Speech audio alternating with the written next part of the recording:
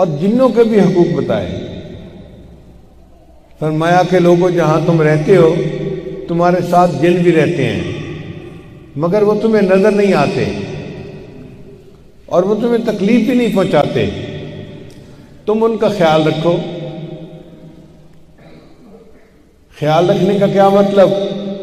کہ اگر تم کسی وقت نہانا چاہتے ہو یا کپڑے اتارنا چاہتے ہو تو کپڑے اتارنے سے پہلے بسم اللہ پڑھ لو۔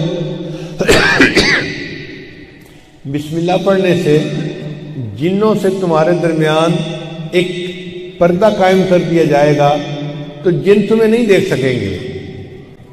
اب ہو سکتا ہے کہ کسی جن کی عورتیں بیٹیاں وہاں موجود ہوں اور ایک مرد جو ہے ان کے سامنے کپڑا اتارے تو جن کو تو غصہ آئے گا نا، لیکن اگر وہ بسم اللہ پڑھ کے کپڑا اتارے گا تو اللہ تعالیٰ اس کو پردے میں ڈال کر دیں گے، اس کو جن دیکھ نہیں سکیں گے، تو جنوں کو غصہ نہیں آئے گا۔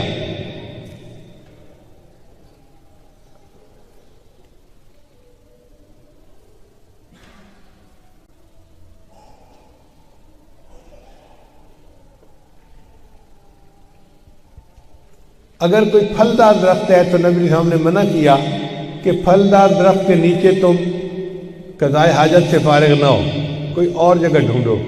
کیوں؟ کہ پھل والے درخت کے نیچے لوگ عام طور پر آتے ہیں پھل لینے کے لیے، تو اگر لوگ آئیں گے اور وہاں نجاست ہوگی تو ان کو تو تکلیف ہوگی، تو نبی علیہ السلام نے اس سے بھی منع فرما دیا۔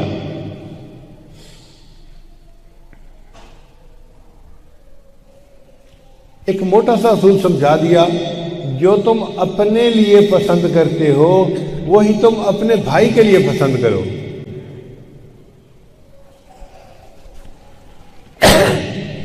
اب ہر بندہ چاہتا ہے او جی مجھ سے غلطی ہو گئی، لوگ مجھے ذلیل نہ کریں، معاف کر دیں۔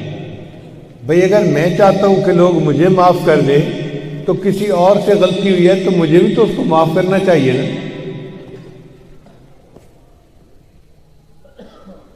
بندے کو شریعت کا پتہ نہ بھی ہونا تو جس صورتحال میں ہے اپنے آپ کو اس میں رکھ کر سوچے کہ میں اس صورت میں حال میں ہوتا تو میں کس چیز کو پسند کرتا، تو دل چاہتا ہے میں اس کو پسند کرتا۔ وہی دوسروں کے لیے بھی ہے۔ کوئی بندہ چاہتا ہے کہ اس کی بیٹی کو کوئی غلط نظر سے دیکھے، یا بہن کو یا بیوی کو یا ماں کو، کوئی نہیں چاہتا۔ تو جس طرح ہم نہیں چاہتے کہ ہمارے گھر کی عورتوں کو کوئی بری نظر سے دیکھے، دوسرے لوگ بھی نہیں چاہتے۔ فرمایا تم بھی دوسرے کی بیٹی، بہن، بیوی اور ماں کو بری نظر سے مت دیکھو۔ جو اپنے لیے پسند کرتے ہو وہی دوسرے کے لیے پسند کرو۔